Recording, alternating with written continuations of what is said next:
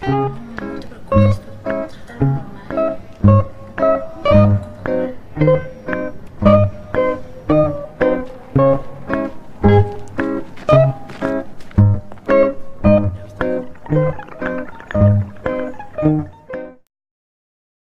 vamos a darle paso a la compañera Natalie, que lo único que sé en realidad es que es de Francia. Ella ya se presentará mejor y nos va a exponer su investigación de tesis. Buenas tardes, yo soy Natalie, sí soy francesa, vine aquí de intercambio y estoy haciendo un máster allá de estudios latinoamericanos de sociología y me interesé justamente a la problemática de las empleadas del hogar. Entonces, lo que decidí hacer hoy es como hablar como de las dificultades de organización del sector, que sea de manera estructural, y también como de la percepción de las propias empleadas del hogar. Como ya los compañeros hablaron bastante de las condiciones estructurales, solo rescataré algunos puntos para pasar al otro tema. Entonces, uno de los problemas, ¿y por qué digo que hay dificultades de organización del sector? Porque, pues, por ejemplo, fuimos a volantear el domingo con la compañera Lorenza del Colmit y nos dimos cuenta que, pues, por ejemplo, cuando se pregunta a las trabajadoras si saben sus derechos o si conocen a alguna asociación, pues la gran mayoría dicen que no. Entonces empecé como a preguntar sobre este hecho. Entonces, de las condiciones estructurales que yo podría como poner más de lo que dijo mi compañero, es decir, que es un trabajo que está en casa de familias ajenas, ¿no? Entonces es un trabajo que en mayoría es solitario y que la gente que son como que se desarrolla en el espacio privado, que ya es como una ambigüedad del trabajo del hogar remunerado, es que el trabajo significa, en general, significa como salir de su entorno para ir a trabajar afuera. Ahora bien, ellas salen a trabajar afuera, pero dentro de otro espacio privado que crea como también dimensiones como que vamos a ver más adelante. ¿Sí se escucha bien? Ok, otra de las condiciones es que no tienen como mucho tiempo libre, ¿no? Como lo dijo el compañero, pues son trabajos que no son muy bien remunerados y que la gente, como que las mujeres trabajan mucho, entonces como que entre las que están de planta significa que las que trabajan en el hogar y que se quedan a dormir en este hogar, pues la mayoría del tiempo se quedan en este espacio y no pueden salir durante de la semana. Los únicos momentos libres que tienen son los fines de semana. Y las que trabajan de entrada por salida, como bien lo he especificado, pues la mayoría tienen doble jornada de trabajo, entonces tienen que ir a sus propias familias y desarrollar este mismo trabajo dentro de su propio hogar. Entonces significa que no hay mucho tiempo como para estas mujeres, ¿no? También una de las cosas es que hay dispersión geográfica, lo que significa que pueden estar como trabajando por toda la ciudad, que no se conocen y que además las que trabajan de entrada por salida tienen tiempos de transporte y que además en el caso de México DF pues aumentan aún más este factor. También uno de los problemas que se tiene es cómo definir a un enemigo común, ¿no? O sea, para hacer una organización, uno de los factores que dicen la mayoría de la gente es como definir un enemigo común contra el cual se puede luchar y eso. Pero el problema es que como cada persona trabaja por cada familia y tiene relaciones como diferentes, que pueden ser buenas o malas, pues cómo definir en este contexto un enemigo, o sea, y para ir como para sus derechos, ¿no? Después, las características de la población, pues voy a rescatar algunos puntos.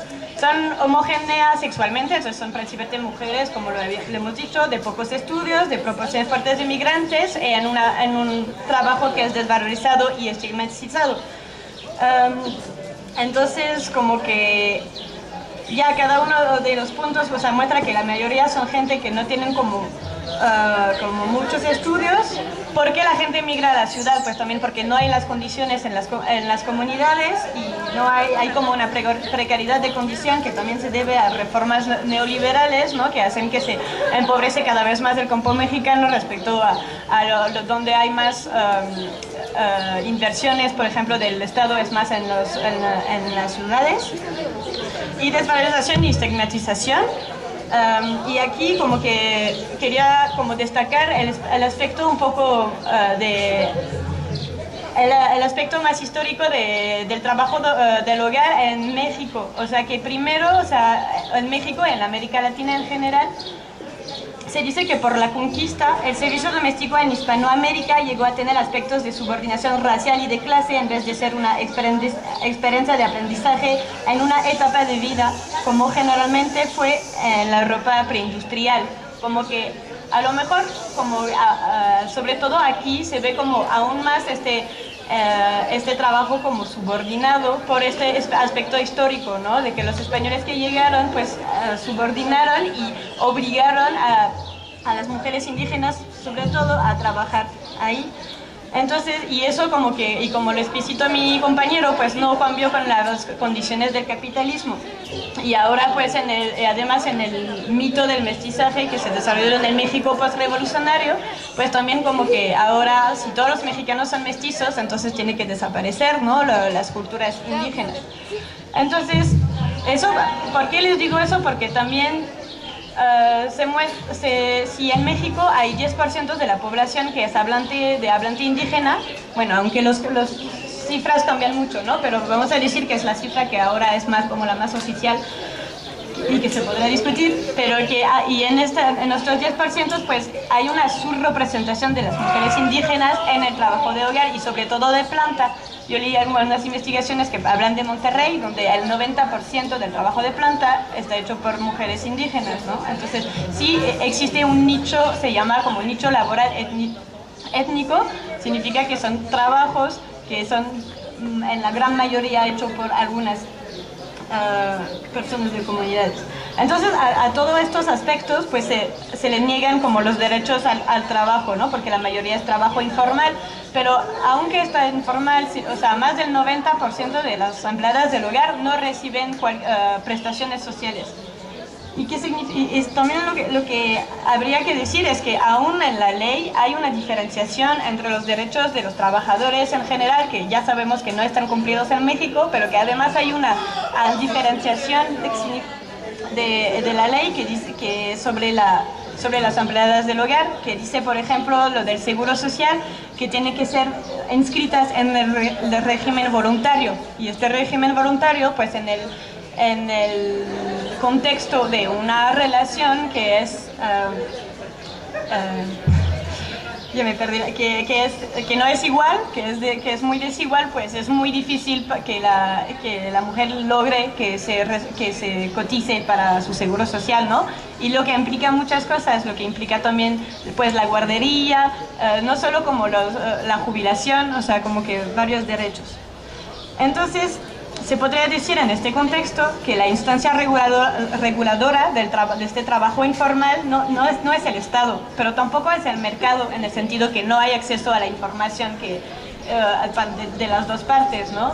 Entonces, en este contexto, un sociólogo puso la hipótesis de que es el sistema de representación del trabajo y del mercado del trabajo que es el regulador del trabajo informal, perdón. Entonces, ¿qué significa? Significa que la formulación del sistema de representación es según la representación de sí mismo, la de la actividad que está desarrollando y la del mercado del trabajo en general. Y si la representación de sí misma está hecha por la estigmatización social, lo que pasa en el caso de las mujeres que son indígenas y o no indígenas, también las mujeres de clase baja en general, pues hay estigmatización y entonces como que eso aparece como un determinante de la movilidad profesional.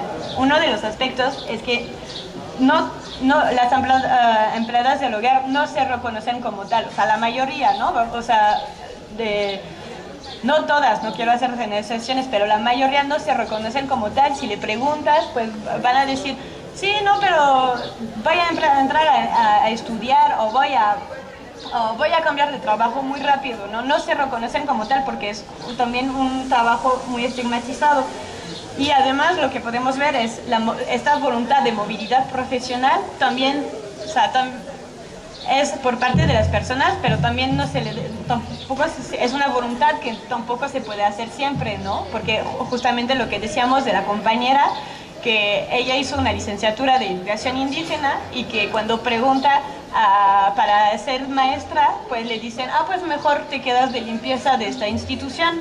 Entonces, respecto a este trabajo, pues se puede, uno creo de los aspectos que más me di cuenta es que más que hablar de trabajo, ellas hablan que ayudan, ¿no?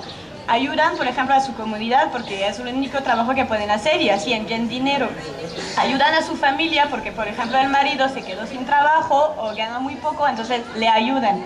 O también ayudan a las personas con que trabajan y eso es visible, por ejemplo, hice una entrevista y le preguntaba sus horarios de trabajo y ella, una de ellas me dijo, me comentó todo lo que hizo durante el día y después me habló de la comida y me dice, después de lavar los trastes ya no trabajo, solo plancho un poco, ¿no? Entonces, como que una parte del trabajo pues no es reconocido como tal como trabajo, ¿no? O sea, porque a lo mejor pues es una que les desagrade menos o sea, hay posibles explicaciones, pero el hecho es que no todo se reconoce como trabajo.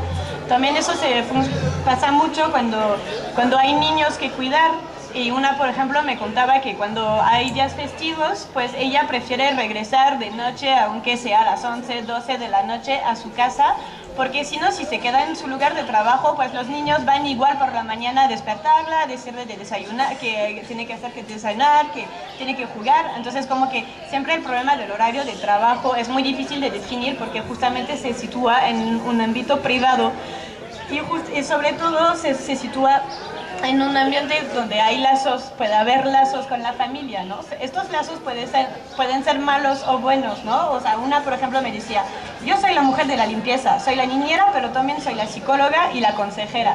O sea, consejera porque considera a su patrona como su amiga y que siempre que su patrona está mal, pues le viene a contar sus problemas, ¿no? Y también como que se podría ver que se acepta pues algunas de las situaciones, por ejemplo, de horarios que dicen, o por ejemplo que van un fin de semana, se van a la playa y le dicen así, o sea, ella tenía que salir el sábado al mediodía y al final le dijeron así a las 11:30 cuando ya se iba a ir, ah no, pues ya vamos eso era en Guadalajara, perdón, ya vamos a Puerto Vallarta. Y ya como que no le dejan de otra, ¿no? Y ella pues, pues, bueno, le hago el paro para esta vez, pero eso es el problema de que no sea una situación como de trabajo como tal. Y así una, por ejemplo, me dijo, o sea, una que ya están concientizadas y que me dijo, sí, es que el problema es que antes lo que pensaba es cómo voy a llegar y decir que tengo derechos a eso. ¿Cómo puedo exigir eso si hay otras que vienen de provincia y que aceptan salarios mucho más bajos porque no conocen sus derechos y sus leyes, ¿no? Entonces también el problema de las propias trabajadoras que las que saben pues que no quieren preguntar porque o lo tienen interiorizado que ya es normal o saben que pues si le echan pues sí, ya habrá otras que hagan este trabajo en el marco de ese sistema, ¿no? Entonces sí hay una represión desvalorizada y que se acompaña siempre de la afirmación del carácter transitorio de este trabajo del hogar, aunque no sea el caso, ¿no? O sea, aunque al final, o sea, unas que me dijeron hace 1 año y medio que ya iban a entrar a estudiar, por ejemplo, pues cada semestre, o sea, hay como un factor que hace que no pueden, ¿no? Pero siempre como persiguen esta meta. También quería hablar como sobre del reconocimiento de, justamente como, bueno, de las de planta, de lo que yo hice las entrevistas, muchas son de comunidades, ¿no? Pero nunca se van a decir como indígena, ¿no? Se van a decir, ah, no, yo soy chinanteca, porque hablan una lengua, pero eso es el criterio oficial que tiene el Estado mexicano de decir que las personas indígenas son las que hablan una lengua indígena, ¿va? Pero ellas, o sea, como que sí serían, o sea, sí lo serían oficialmente, pero no se reconocen como tal, también eso es el problema. O que le dan vergüenza, por ejemplo, de venir de una comunidad, o que me dicen, no, ya casi no sé hablar, ¿no? O sea, ya lo dejé y pues en ciertas condiciones pues me encontré con varios de su pueblo y sí hablan entre ellas en esta lengua, ¿no? Entonces es como que lo niegan, pues, aunque lo niegan porque justamente, ¿no? O sea, bueno, yo soy extranjera, pero igual por ser extranjera soy también muy güera y todos estos factores, ¿no? Entonces, como que hay esta representación, o sea, esa autorrepresentación que también como dificulta el hecho de la concientización, ¿no? Porque como de primera no se reconocen como tal, pues no van a pedir sus derechos. Y el último que quería también hablar es el de la representación de la mujer, ¿no? Y pues porque siempre, o sea, como que muchas de las que vi son mujeres solteras que no tienen hijos, por ejemplo, pero que siempre envían dinero a la comunidad y siempre eso como que, sí, me gusta ayudar a la comunidad y que pues también la vida en la comunidad depende también de ellas, ¿no? O sea, como que también cuidan, o sea, por el dinero que envían estas. Y, o sea, como decía Marcela Lagarde, una feminista, como del rol de la madre esposa, que todas las mujeres tienen que ser, y también puede ser que no solo sean madre como tal de sus hijos, ¿no? Pero puede ser también cuidar de los sobrinos, de los papás, de los enfermos, de la comunidad. Y el resto, o sea, de las que no son... De las que sí tienen hijos, pues la gran mayoría son madres solteras. Y eso sí también es algo que me impresionó mucho, ¿no? Está como porcentaje de madres solteras, de la historia del hombre que se va a trabajar a Estados Unidos y que crea otra familia. Y pues eso, como al final también pensar en cómo la responsabilidad siempre recae en los hombros de la mujer y en el hombre, pues, o sea, sí se dice que no está bien, pero sin más, ¿no? O sea, no hay más recriminación, aunque si una mujer no cuida a sus hijos, pues eso sí es la peor de la mujer que puede existir, ¿no? Vamos a decir, el sistema capitalista, el sistema racista y el sistema patriarcal tienen implicaciones que no son siempre unidas, no son siempre como lineales, en el sentido de que para una que encontré, también para ella el empleo doméstico era como algo maravilloso porque le había permitido ser independiente de su marido que la pegaba y que ella, o sea, entonces es como todas las contradicciones, ¿no? O sea, no digo que eso está bien, ¿no? Pero digo que para ella pues también tenía una representación del empleo doméstico como algo como muy valioso porque le había permitido salir de esta situación. Entonces, voy a dejar la palabra a Lorenza, porque después de todas estas dificultades, yo creo que pues lo importante es ver que sí hay gente que se organiza y que sí se puede como ayudar, aunque pues no sea ni mujer, ni indígena, ni trabajadora del hogar, y hasta sea francesa. Y entonces, como que para acabar, solo quería proponer también una redefinición al final de lo que es el trabajo y no considerarlo solo como una fuerza de trabajo, solo como un producto, como pueden ser los marxistas, ¿no? Que el único trabajo es el que produce cosas materiales, que eso no es verdad en la sociedad donde estamos. Y una redefinición será de toda actividad humana encaminada a producir bienes y servicios para satisfacer necesidades humanas, y porque sí, o sea, las tareas del hogar pues sí son necesarias para que podamos vivir. Muchas gracias.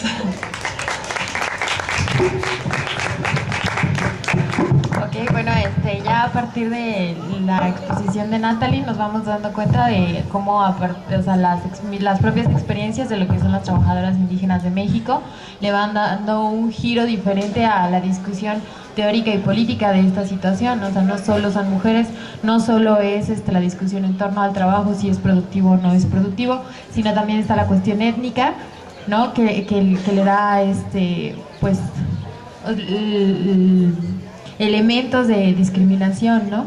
Y que a su vez, como dijo la compañera, puede dificultar lo que sería una organización por la lucha de estas trabajadoras. Entonces le vamos a dar la palabra a Lorenza, que es un ejemplo de lucha y de la vivencia del trabajo doméstico. Buenas tardes. Bueno, pues agradecer a los compañeros jóvenes de la UNAM, estudiantes, chicos que les interesó, y chicas, el tema de las trabajadoras del hogar, y un tema que, bueno, difícilmente se discute en nuestro país.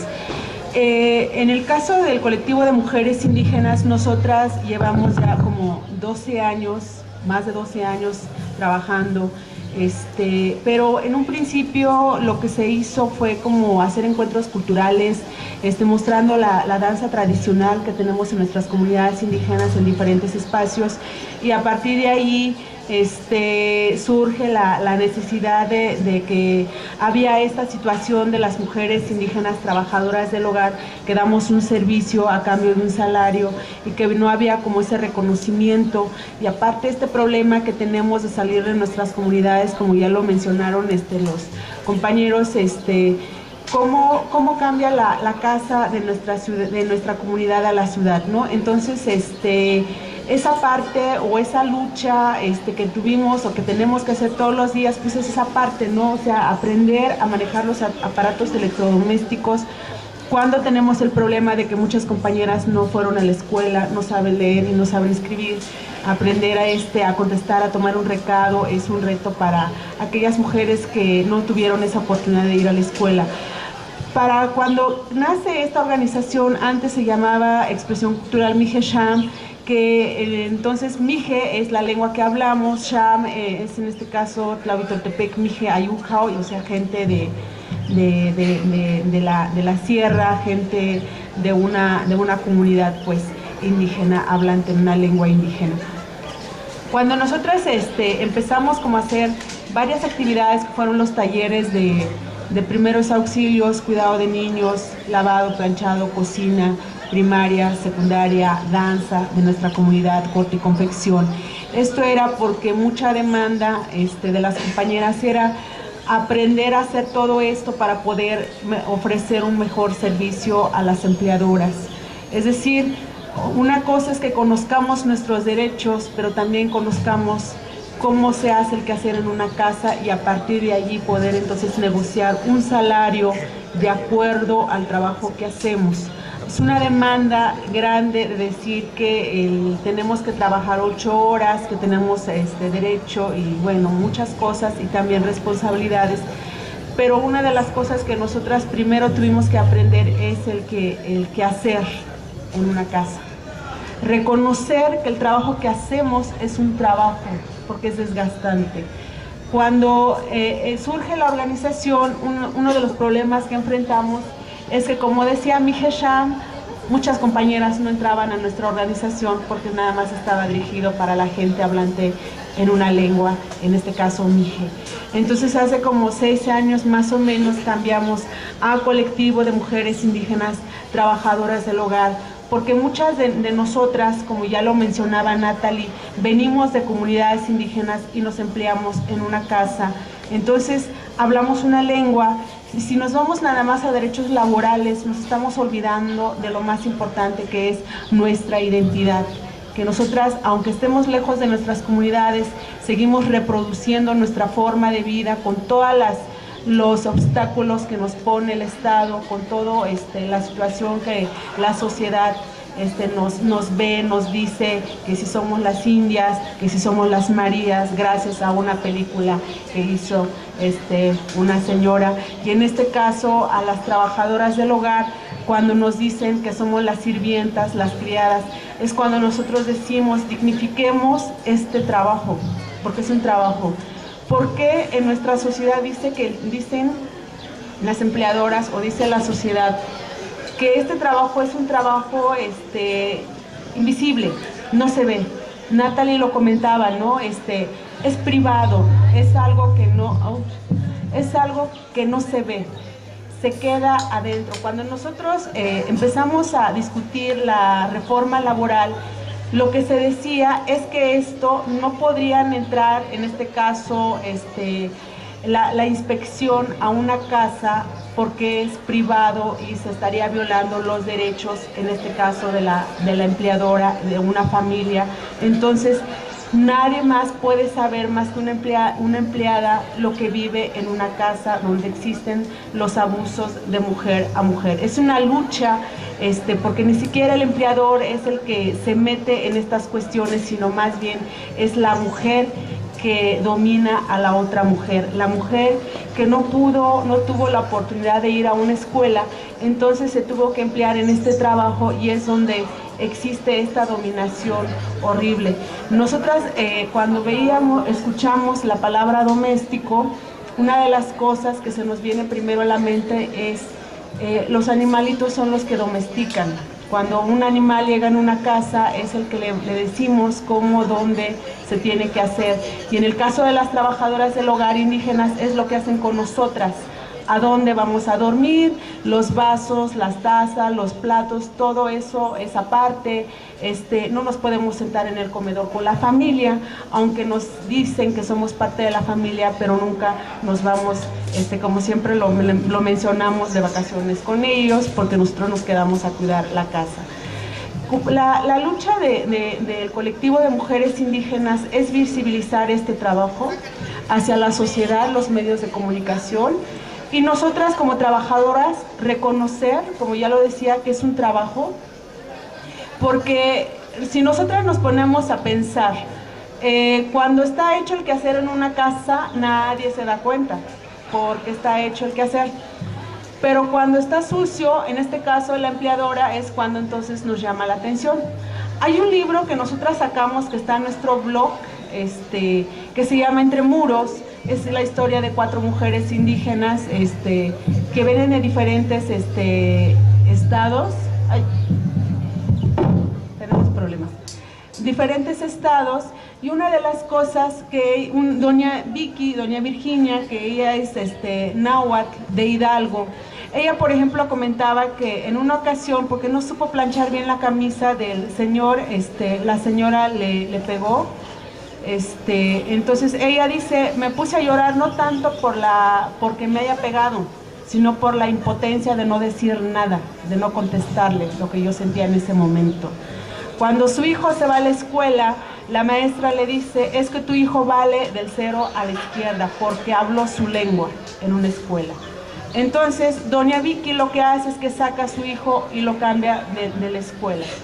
Entonces, de las 2.2 millones de mujeres que existimos en México, imagínense ustedes cuántas situaciones estarán pasando cada una de ellas, cuánta discriminación estarán enfrentando, cuántas violaciones a sus derechos humanos, laborales y culturales estarán enfrentando en este momento.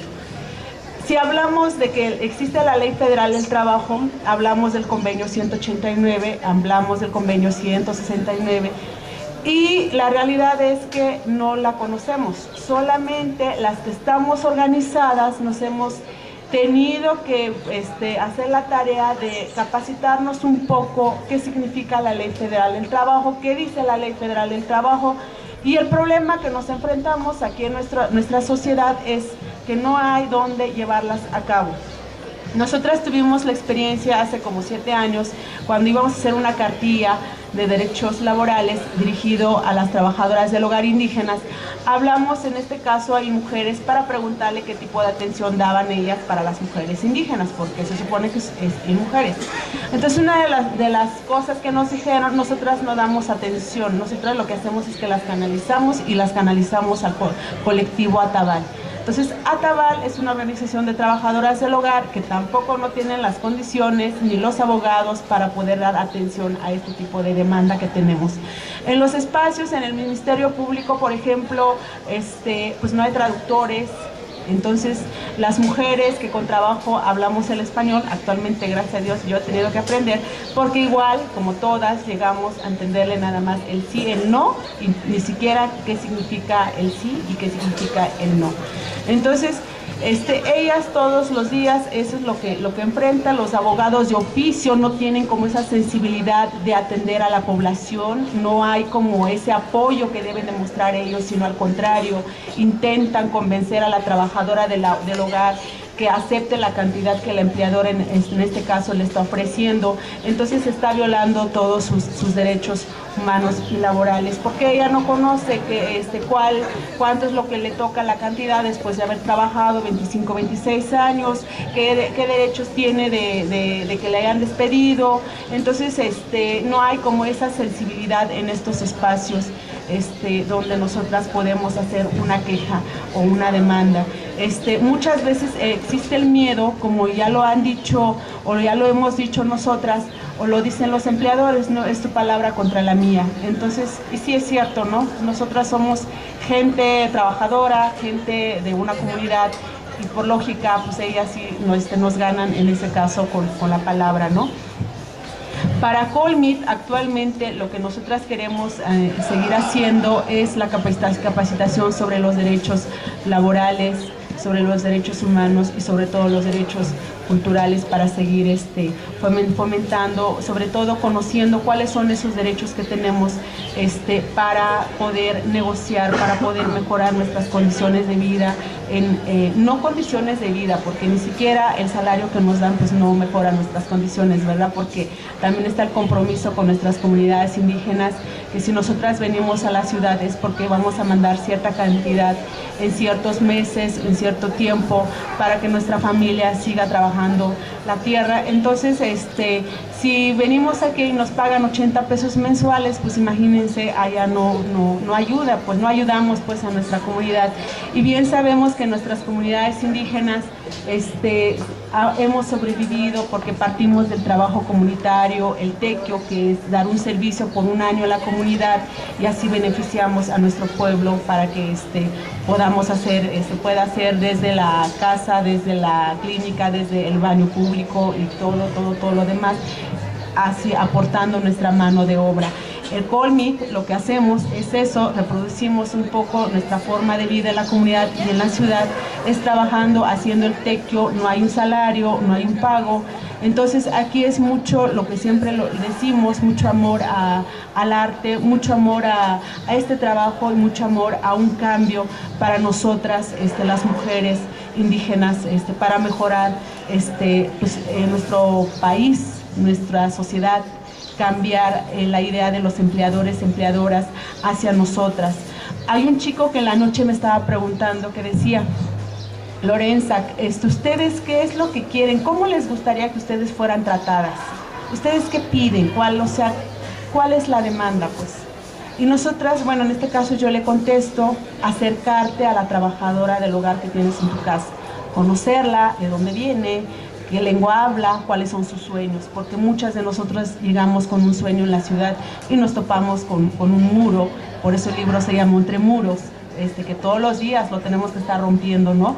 Entonces, acercarte y saber, porque desafortunadamente en México pasa que las empleadoras, la gente que nos contratan, pero nunca saben cuáles son las obligaciones que tienen ellas hacia nosotras.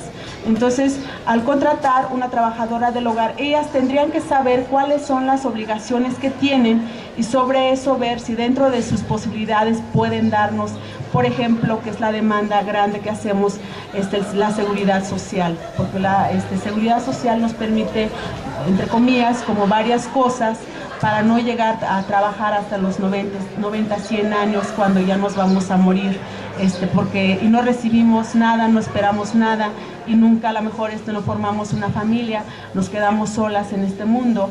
Entonces, como fuimos parte de esa familia, pues se nos olvidó y se nos pasó el tiempo de formar una familia.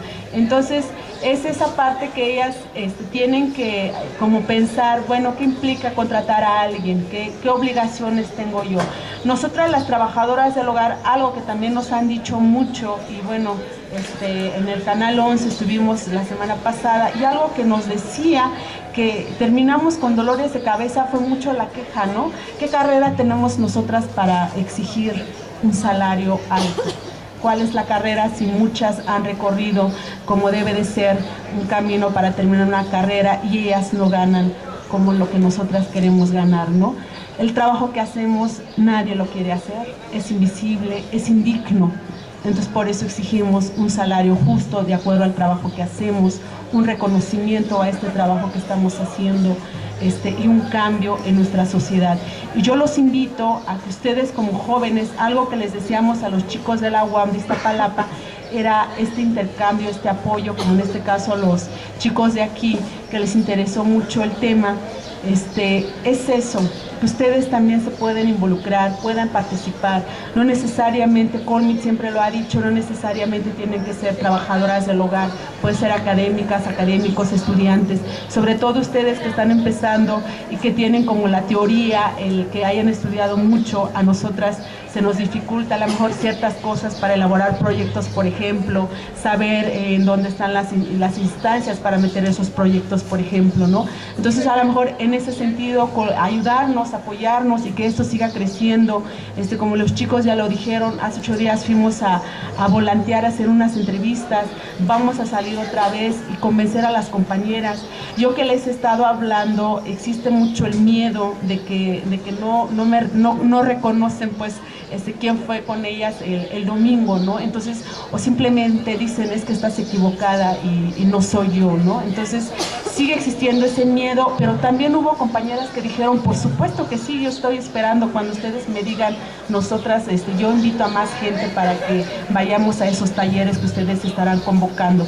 Entonces, es como este trabajo de hormiguita que nosotras hemos venido haciendo todos estos años y seguirlo haciendo, porque solamente nosotras, como ir formando estas redes de comunicación, a esas compañeras les puede llegar esta información de lo que nosotras ya dijimos, las leyes que existen, porque de otra forma no las van a conocer. Y llevarlas a cabo es que nosotras tenemos que aprender a hablar, negociar y decir lo que nos gusta y lo que no nos gusta. Entonces, y podamos cambiar también a las empleadoras sus ideas hacia nosotras. Gracias.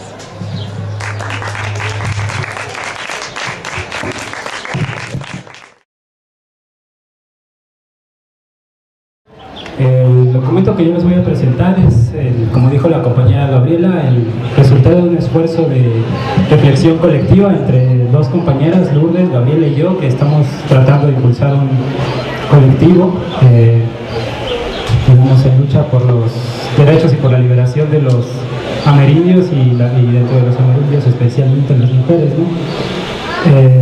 Nosotros hace poco empezamos a colaborar con las mujeres del Colmeet en la lucha por la ratificación de sus derechos. Ya existe un documento de la Organización Internacional del Trabajo que pretende regular la actividad de las trabajadoras del hogar y hacer vigentes sus derechos.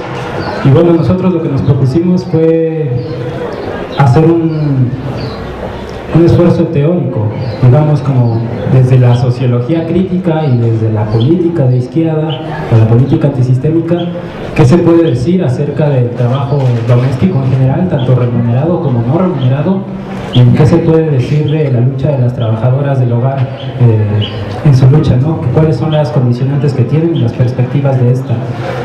Bueno, y para esto nos dimos cuenta que es necesario tumbar varios mitos. En primera instancia, el mito de la mujer, digamos, consustancialmente ligado a las labores del hogar, que es un mito de corte sexista.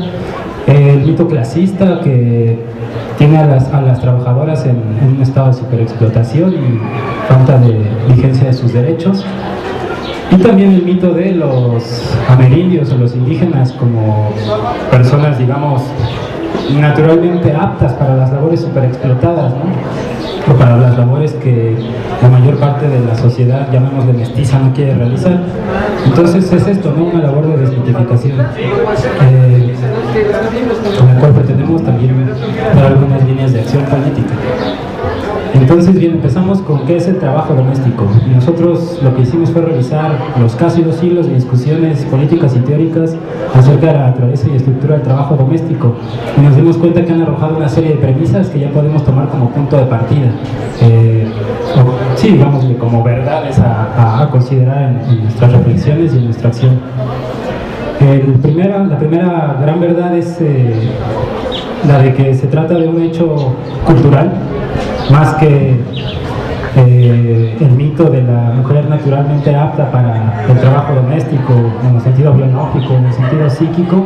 Pues nosotros lo que tenemos es como una certeza, es que se trata de un hecho cultural, producto de la dominación sexista, de la estructura patriarcal de nuestras sociedades durante los últimos milenios, y que por ende entonces es un trabajo que se realiza sobre todo en beneficio del sexo masculino o en su defecto de una mujer que haya asumido el rol de patriarca dentro de una familia, ¿no?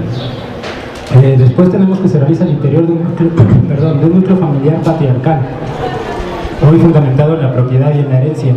En el más normal de los casos, la mujer adquiere el rango de trabajadora doméstica no remunerada a través del matrimonio o sus sucedáneos, que en su forma más tradicional, falocéntrica, heteronormada y reproductiva, la convierte en un ser dependiente de los ingresos y decisiones de su marido, padre o hijo proveedor, a quien debe servir de manera personalizada, no esta noción ideológica completamente del deber, ¿no? Tú debes porque eres mujer y tú, o tú debes porque eres mi esposa, o tú debes porque eres mi hija, o debes porque eres mi madre incluso, ¿no?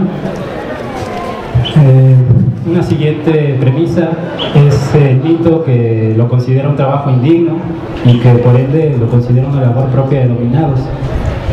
Bueno, esto se refleja muy fácil en la realidad porque en primera instancia lo realizan mujeres antes que hombres, es decir, el sexo dominado. En segunda lo realizan las clases bajas, que cuando el trabajo doméstico se vuelve remunerado son las que hacen las labores del hogar para las mujeres de las clases altas o clases medias, quienes por su parte no quedan exentas o, como se diría, liberadas de trabajo doméstico, sino que más bien se convierten en las capataces o en las administradoras del trabajo doméstico y supervisan a quienes lo hacen en los hechos. Pero estas mujeres patronas igualmente tampoco se han liberado de la carga tal cual, ¿no?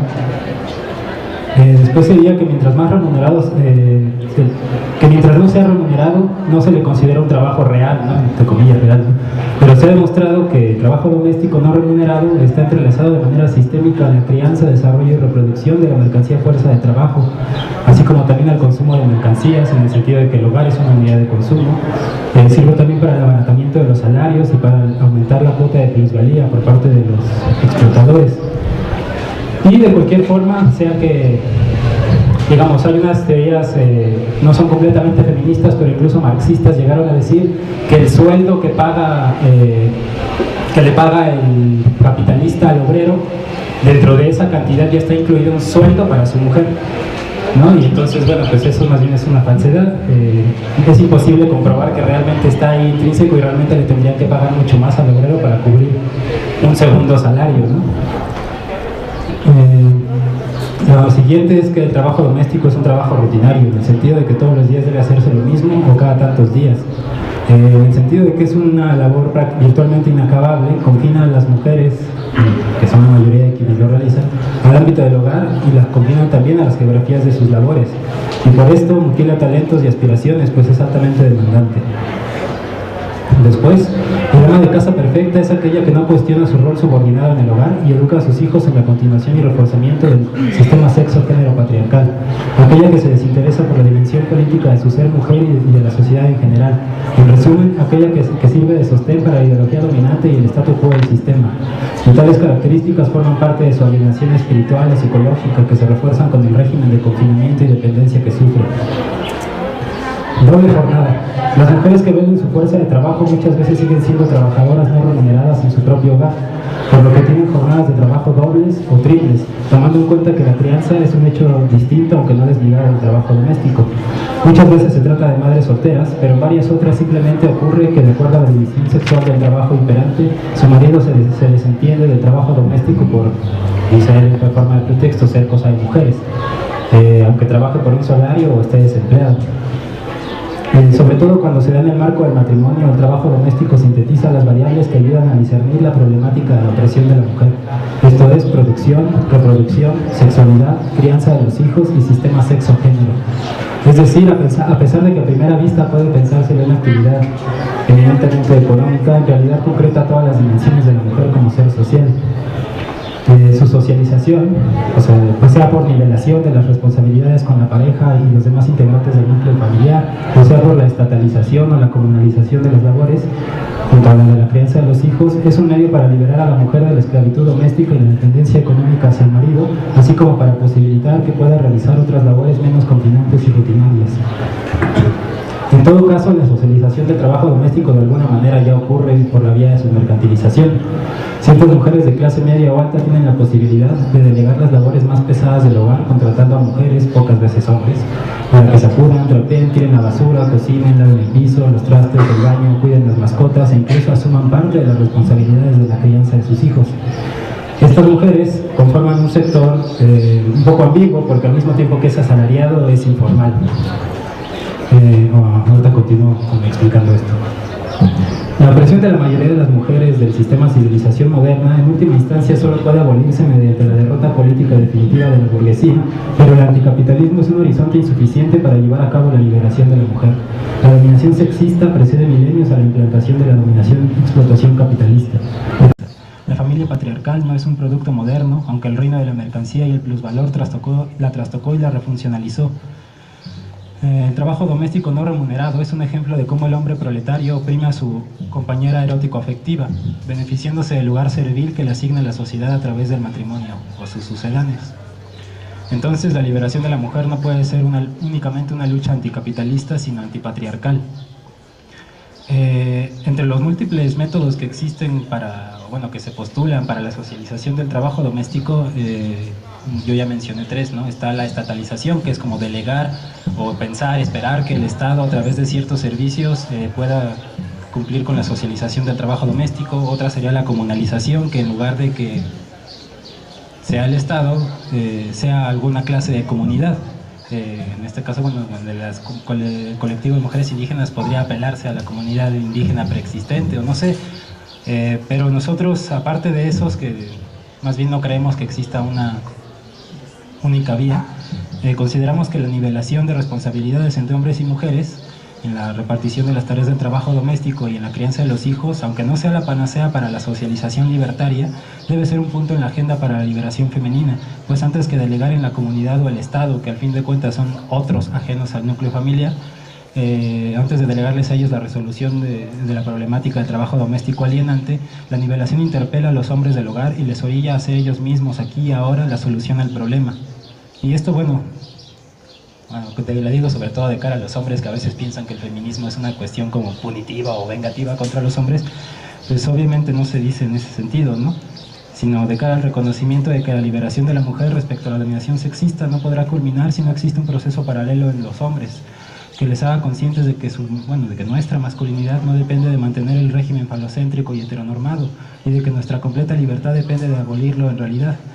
La nivelación constituye entonces un ejercicio de solidaridad y compañerismo doblemente desalienador de la mujer, porque la libera de la enajenante carga de ser la exclusiva responsable de la realización de un trabajo necesario para todos los miembros de un núcleo familiar, y del hombre porque lo libera de ser el dominador y opresor de su compañera de vida, su madre o sus hijas. Y en este sentido, también los hombres deberíamos de apropiarnos de esa consigna feminista, ¿no? De ni esclava ni ama, pues ni esclavo ni amo nosotros tampoco, ¿no? Bien, el trabajo doméstico debe ser desmitificado. No es denigrante, sino arduo, pero socialmente necesario. No es consustancial a las mujeres, sino que se les confinó un régimen de trabajos y servicios no remunerados como parte de un sistema sexo-género e instituciones como el matrimonio. No es una actividad accesoria ni trivial, beneficia simultáneamente al patriarcado y al capital, es decir, refuerza la dominación sexista y la clasista, en muchos casos también la dominación racista. Y estas premisas, nosotros concluimos unas cuantas cosas de ellas, ¿no? La primera es que al estar imbricado en la familia patriarcal, el trabajo doméstico forma parte de la dominación del sexo masculino al femenino, y por ende es una forma de opresión que afecta a las mujeres de todas las clases, beneficiando a los hombres también de todas las clases. Pero la dominación sexista no está parte de la dominación clasista, y por tanto la servidumbre del trabajo doméstico no remunerado afecta de manera distinta a las mujeres en las diferentes clases y sectores sociales. En el trabajo doméstico se intersectan no solo las dimensiones básicas del ser mujer, sino también estructuras y procesos básicos para el funcionamiento y reproducción de la sociedad actual, el ciclo de la mercancía, la circulación dineraria, la reproducción y crianza de la fuerza de trabajo, la depreciación de salarios, instituciones nodales como la familia, la pareja reproductiva, el amor heteronormado, el matrimonio, y también superestructuras políticas como la dominación de sexo, género, etnia y clase. Ideologías dominantes como el machismo también se intersectan. Y entonces nosotros concluimos, en términos analíticos, que su tratamiento antropológico y sociológico no puede ser algo inocuo, sino un capítulo fundamental de los estudios sobre la mujer. En términos políticos, esto se traduce en una agenda que trasciende el industrialismo, es decir, la idea de que el avance de las tecnologías y la automatización liberarán a la humanidad de la carga de trabajo doméstico, y que trascienda también el estatismo, la idea de que la burocracia del Estado, sea capitalista o sea proletario, se haga cargo del trabajo doméstico y la crianza de los hijos, puesto que ambas opciones no ponen el énfasis en el hecho de la dominación sexista, sino que se limitan a desplazar uno de sus contextos, dejando intactos varios otros, como el techo de cristal en la vida profesional de las mujeres, la discriminación en las escuelas, la trata de blancas, el acoso y otras formas de violencia sexual, el feminicidio. y etcétera.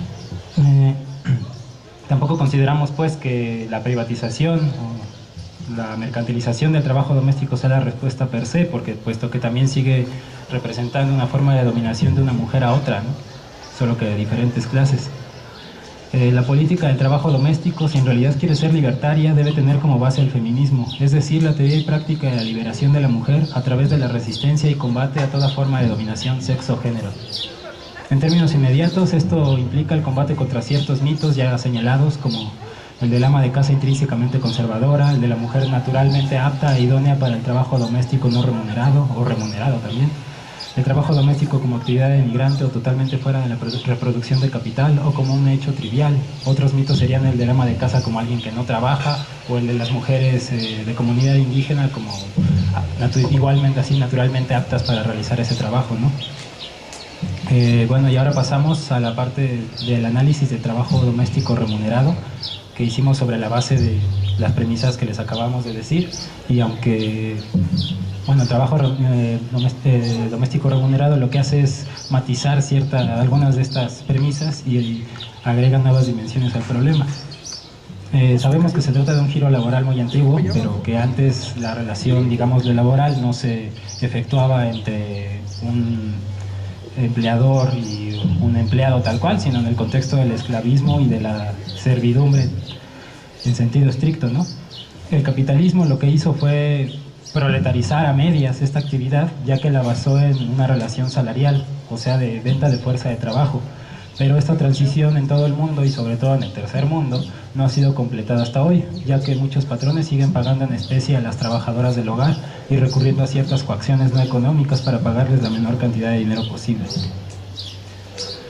Entonces podemos concluir que el trabajo doméstico, si es remunerado, es una actividad de base proletaria, puesto que también en varios casos se trata de gente que no posee nada más que su fuerza de trabajo. Pero al mismo tiempo es un trabajo informal porque está escasamente regulado por la ley, carece de sindicatos o de otras organizaciones gremiales reconocidas, hereda los prejuicios que estigmatizan el trabajo doméstico en general, pues es uno de los giros laborales más socialmente infravalorados. De ahí que sea una actividad que fundamentalmente se espera que realicen el sexo, las clases y las etnias dominadas, ¿no? En el caso mexicano, el régimen de colonialismo interno que ejerce el Estado contra las comunidades, bueno, el Estado y el resto de la sociedad, digamos, de mestiza, contra los pueblos originarios de Abya Yala y el régimen de marginación estructural en el que tales comunidades viven, tienen como consecuencia la pobreza extrema, la asimilación cultural, o sea, como amestizar, digamos, a los que pierdan su cultura, pues los amerindios. Deriva también el debilitamiento de la comunidad corporativa, tutelaje político, baja escolarización y migración por falta de oportunidades, entre otras cosas. Y ello hace que los hombres y mujeres amerindios carezcan de las herramientas suficientes para enfrentar el mercado laboral fuera de la comunidad y su localidad, y entonces tengan que insertarse en las labores que requieren menos escolarización, que son las que suelen ser más arduas, evitadas y rutinarias, o las menos reglamentadas y peor pagadas.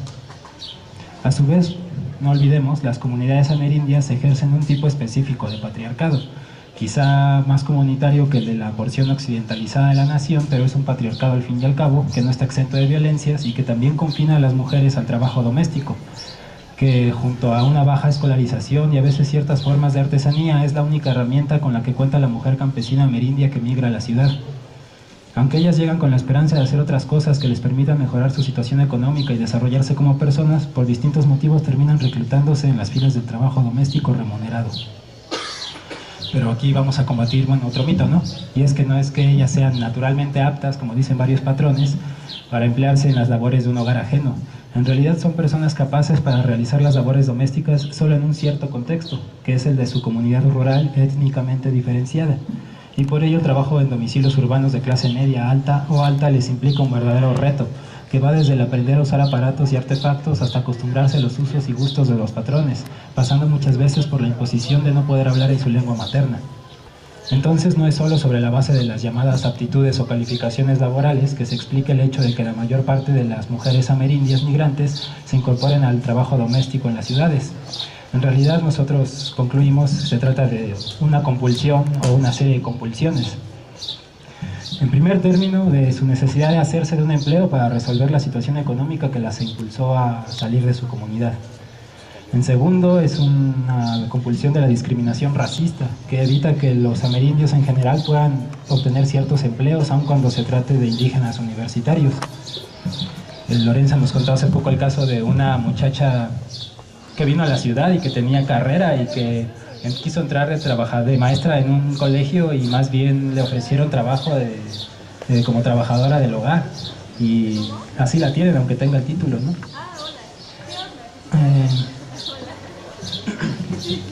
Los amerindios están en general relegados a las tareas más arduas, peor pagadas, las más evitadas, menos reguladas, y también es difícil que puedan asumir las altas jerarquías de alguna empresa o alguna organización. Incluso sus movimientos políticos son malentendidos, discriminados y reprimidos usualmente. En tercero, la tercera compulsión es la que proviene del régimen de marginación estructural del colonialismo interno, puesto que este prepara las condiciones para que el amerindio no pueda ascender dentro de la pirámide social, ¿no? Las poblaciones amerindias, las comunidades, son las menos tocadas por los sistemas escolar y sanitario público y privado, las peor equipadas con luz eléctrica, agua potable, etc., las peor nutridas, las que más se mueren por enfermedades curables. Y dados estos considerandos, puede decirse que el contexto base de las mujeres amerindias las compulsa primero a migrar y luego a vender su fuerza de trabajo en la ciudad en condiciones de alta vulnerabilidad. No es su existencia como mujer indígena pobre lo que las lleva a elegir el trabajo doméstico mal remunerado, es que la dinámica del sistema social en el cual se hayan insertas se los impone como la opción más asequible, a pesar de las dificultades y quizá frustraciones que ello les implique. Tras su transacción mercantil están la dominación de sexo, género, de etnia y de clase, es decir, sintetizan tres formas fundamentales de desigualdad. El trabajo doméstico que realizan las mujeres indígenas cumple con una característica básica de las economías subdesarrolladas, que es la superexplotación de la fuerza de trabajo, y dentro del escalafón de la superexplotación, ellas ocupan un lugar bajo, puesto que no han logrado que se les remunere completamente en dinero, ni de acuerdo a un salario mínimo. Su labor es infravalorada por la sociedad, y esto de alguna manera justifica sus bajos ingresos. Las leyes escasamente contemplan las necesidades y demandas de estas trabajadoras, y las que están vigentes no se respetan. Fue apenas en 2011 que la Organización Internacional del Trabajo lanzó su convenio 189 sobre el trabajo doméstico, que aunque consideramos que es un gran avance, a la vez demuestra que en 5 siglos de modernidad y 2 de derechos humanos se había avanzado muy poco por los derechos de estas trabajadoras. Como mujeres, ellas tienen el derecho a no ser tratadas de acuerdo a los prejuicios machistas y misóginos, a no ser acosadas sexualmente, a ganar salarios iguales a los que se les pagaría a un hombre por los mismos labores. En caso de embarazarse, pues dárseles licencia de incapacidad y respetarse su puesto de trabajo y su sueldo. Por ser mujeres trabajadoras, también deberían gozar del derecho a guarderías seguras, confiables y asequibles. Asimismo, tienen derecho a no ser tratadas paternalmente por sus empleadores. En el caso de las indígenas, no basta con reconocer sus derechos como trabajadoras del hogar ni como mujeres. Ello debe acompañarse del reconocimiento de sus derechos como miembros de una etnia amerindia.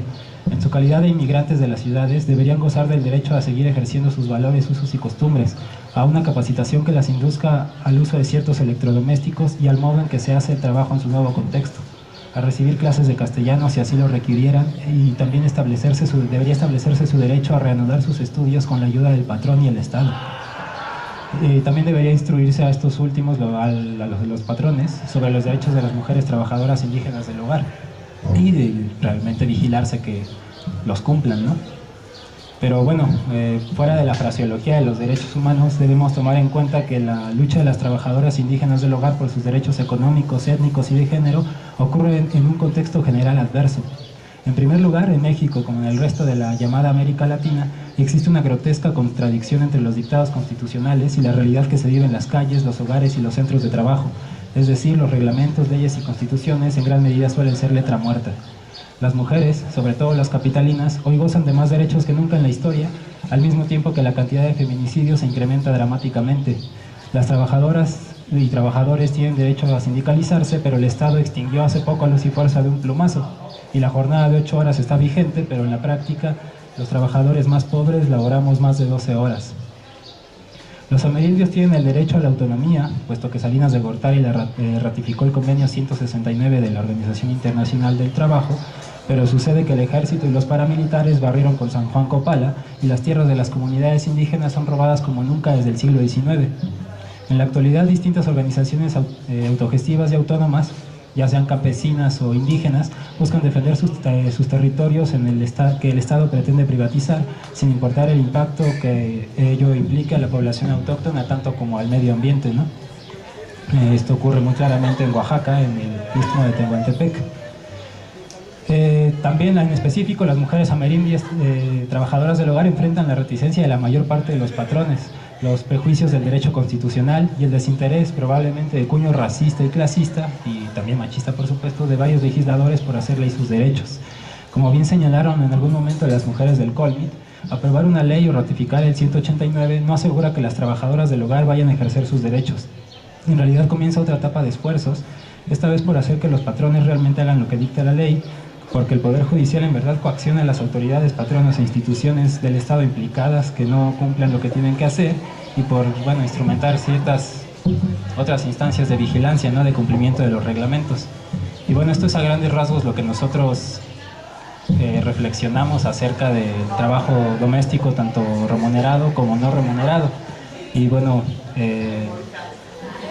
pues la idea que ya está subyacente en el texto, pues es que la necesidad de trascender un tanto la lucha por los derechos o ir más allá de ellas, no abandonarlas y quizá, pero reconocer que hay varios otros obstáculos y hay varias otras formas de hacer realidad la liberación de los trabajadores, de las mujeres y de las comunidades indígenas. Las compañeras Natalie y Lorenza, en sus siguientes exposiciones van a hacer cuestiones mucho más específicas sobre lo que es la lucha del Colmit y sobre lo que es la organización de las trabajadoras. Y nosotros aquí le dejaríamos nada más señalando que a los universitarios, invitándolos a reaccionar, a solidarizarse de alguna manera mínima, ¿no?, con lo que es la lucha de estas trabajadoras y de varios otros trabajadores que, bueno, nosotros somos ciudadanos privilegiados, pero de cualquier forma, si uno le rasca en su genealogía o en sus redes sociales, el trabajo doméstico está ahí en nuestras casas. Las trabajadoras domésticas pueden haber sido nuestras madres o nuestras abuelas o nuestras bisabuelas o las de nuestras novias o novios, no sé, o sea, pues hace falta solidaridad, y los estudiantes somos gente privilegiada que tenemos muchas capacidades para poder realizar esta ayuda, ¿no?, que no necesariamente tiene que ser gastando días y días para algo, pero simplemente acudiendo a esta clase de eventos o cooperando con otras instancias. Por ejemplo, el 1 de mayo las compañeras, por supuesto, que van a marchar, y están todos ustedes invitados. Y hasta aquí le dejaríamos. Gracias.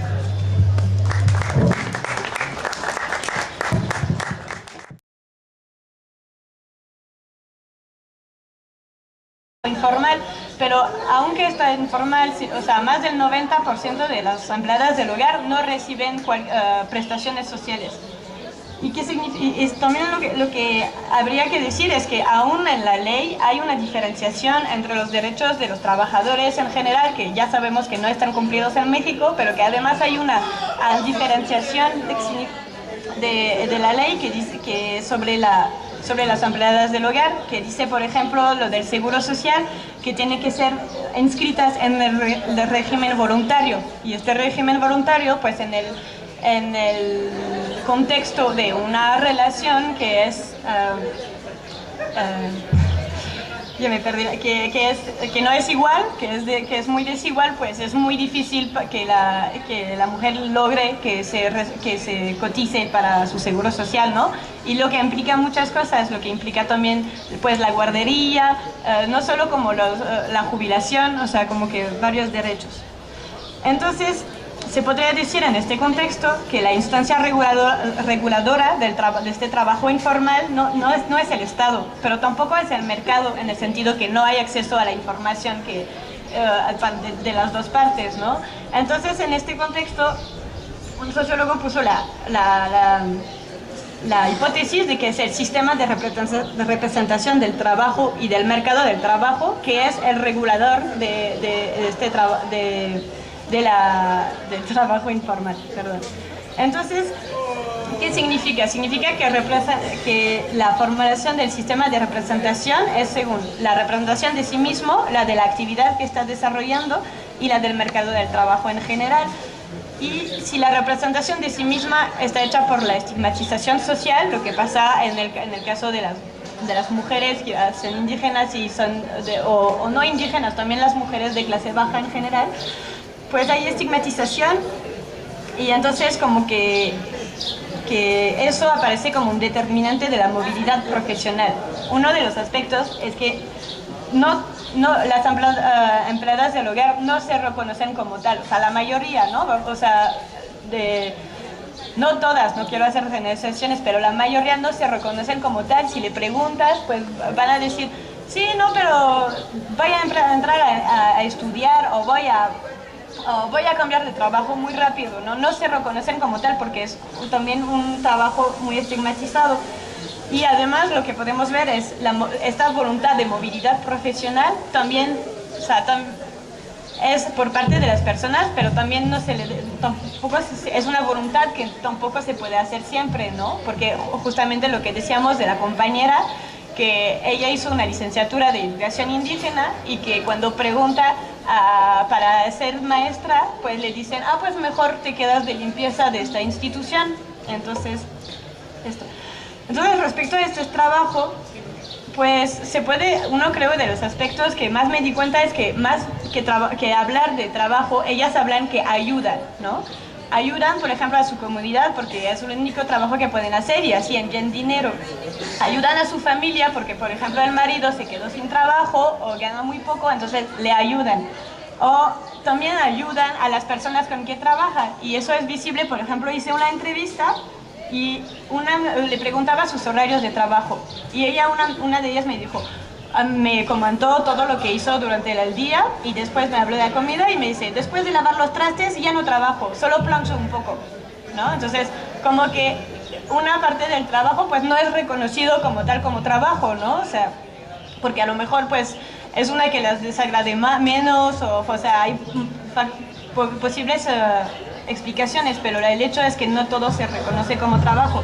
También eso pasa mucho cuando hay niños que cuidar y por ejemplo, me contaba que cuando hay días festivos, pues ella prefiere regresar de noche, aunque sea a las 11, 12 de la noche, a su casa, porque si no, si se queda en su lugar de trabajo, pues los niños van igual por la mañana a despertarla, a decirle de desayunar, que tiene que hacer que desayunar, que tiene que jugar. Entonces, como que siempre el problema del horario de trabajo es muy difícil de definir porque justamente se sitúa en un ámbito privado y sobre todo se sitúa en un ambiente donde se debe a reformas neoliberales, ¿no? Que hacen que se empobrece cada vez más el campo mexicano respecto a donde hay más inversiones, por ejemplo, del Estado es más en las ciudades, y desvalorización y estigmatización. Y aquí como que quería como destacar el aspecto un poco el aspecto más histórico del trabajo del hogar en México. O sea que primero, o sea, en México, en América Latina en general, se dice que por la conquista el servicio doméstico en Hispanoamérica llegó a tener aspectos de subordinación racial y de clase en vez de ser una experiencia de aprendizaje en una etapa de vida, como generalmente fue en la Europa preindustrial. Como que a lo mejor, sobre todo aquí, se ve como aún más este trabajo como subordinado por este aspecto histórico, ¿no? De que los españoles que llegaron pues subordinaron y obligaron a las mujeres indígenas sobre todo a trabajar ahí. Entonces, y eso como lo explicitó mi compañero, pues no cambió con las condiciones del capitalismo. Y ahora pues además en el mito del mestizaje que se desarrolló en el México post-revolucionario, pues también como que ahora si todos los mexicanos son mestizos, entonces tiene que desaparecer, ¿no? Las culturas indígenas. Entonces, ¿por qué les digo eso? Porque también si en México hay 10% de la población que es hablante indígena, bueno, aunque las cifras cambian mucho, ¿no? Pero vamos a decir que es la cifra que ahora es más como la más oficial y que se podrá discutir, pero y en nuestros 10% pues hay una subrepresentación de las mujeres indígenas en el trabajo de hogar y sobre todo de planta. Yo leí algunas investigaciones que hablan de Monterrey, donde el 90% del trabajo de planta está hecho por mujeres indígenas, ¿no? Entonces, sí existe un nicho, se llama como nicho laboral étnico, significa que son trabajos que son en la gran mayoría hechos por algunas personas de comunidades. Entonces, a todos estos aspectos, pues se les niegan como los derechos al trabajo, ¿no? Porque la mayoría es trabajo.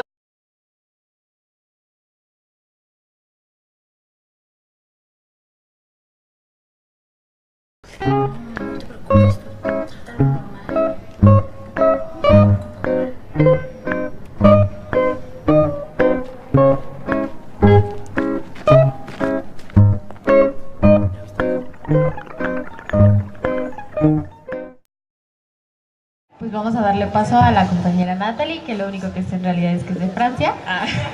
Ella ya se presentará mejor y nos va a exponer su investigación de tesis. Buenas tardes, yo soy Natalie, sí soy francesa, vine aquí de intercambio y estoy haciendo un máster allá de estudios latinoamericanos de sociología y me interesé justamente a la problemática de las empleadas del hogar. Entonces, lo que decidí hacer hoy es como hablar como de las dificultades de organización del sector, que sea de manera estructural, y también como de la percepción de las propias empleadas del hogar. Como ya los compañeros hablaron bastante de las condiciones estructurales, solo rescataré algunos puntos para pasar al otro tema. Entonces, uno de los problemas, ¿y por qué digo que hay dificultades de organización del sector? Porque, pues, por ejemplo, fuimos a volantear el domingo con la compañera Lorenza del Colmit y nos dimos cuenta que, pues, por ejemplo, cuando se pregunta a las trabajadoras si saben sus derechos o si conocen a alguna asociación, pues la gran mayoría dicen que no. Entonces empecé como a preguntar sobre este hecho. Entonces, de las condiciones estructurales que yo podría como poner más de lo que dijo mi compañero, es decir, que es un trabajo que está en casa de familias ajenas, ¿no? Entonces es un trabajo que en mayoría es solitario y que la gente que son como que se desarrolla en el espacio privado, que ya es como una ambigüedad del trabajo del hogar remunerado, es que el trabajo significa, en general, significa como salir de su entorno para ir a trabajar afuera. Ahora bien, ellas salen a trabajar afuera, pero dentro de otro espacio privado que crea como también dimensiones como que vamos a ver más adelante. ¿Sí se escucha bien? Ok, otra de las condiciones es que no tienen como mucho tiempo libre, ¿no? Como lo dijo el compañero, pues son trabajos que no son muy bien remunerados y que la gente, como que las mujeres trabajan mucho, entonces como que entre las que están de planta significa que las que trabajan en el hogar y que se quedan a dormir en este hogar, pues la mayoría del tiempo se quedan en este espacio y no pueden salir durante la semana. Los únicos momentos libres que tienen son los fines de semana. Y las que trabajan de entrada por salida, como bien lo he especificado, pues la mayoría tienen doble jornada de trabajo, entonces tienen que ir a sus propias familias y desarrollar este mismo trabajo dentro de su propio hogar. Entonces significa que no hay mucho tiempo como para estas mujeres, ¿no? También una de las cosas es que hay dispersión geográfica, lo que significa que pueden estar como trabajando por toda la ciudad, que no se conocen y que además las que trabajan de entrada por salida tienen tiempos de transporte y que además en el caso de México DF pues aumentan aún más este factor. También uno de los problemas que se tiene es cómo definir a un enemigo común, ¿no? O sea, para hacer una organización, uno de los factores que dicen la mayoría de la gente es como definir un enemigo común contra el cual se puede luchar y eso. Pero el problema es que como cada persona trabaja por cada familia y tiene relaciones como diferentes, que pueden ser buenas o malas, pues cómo definir en este contexto un enemigo, o sea, y para ir como para sus derechos, ¿no?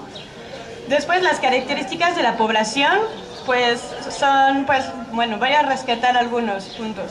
Son homogéneas sexualmente, entonces son principalmente mujeres, como le hemos dicho, de pocos estudios, de proporciones fuertes de migrantes, en un trabajo que es desvalorizado y estigmatizado.